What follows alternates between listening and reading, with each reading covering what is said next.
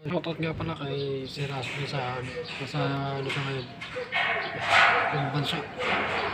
So, ngayon natin na mag-layout muna tayo ng plumbing. About sa plumbing, ito no. Sa mga CR. Ito muna yung pangalawa na natin. Yung pangalawa natin yung layout. Ito ngayon yung CR mo. Ngayon, may mga layout na ako niyan. Bali, iyan ko na lang, i-layout ko na lang ulit siya.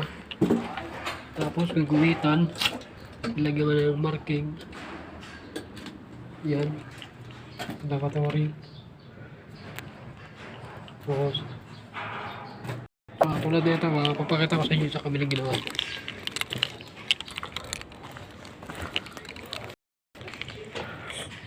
Katulad nito, dito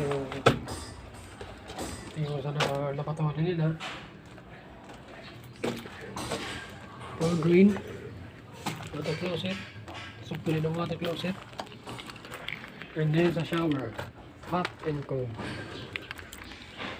So yan, hanggang dito na lang po muna tayo. Gawa ng mag-layout muna tayo sa kabila at ano ka mamaya. Okay?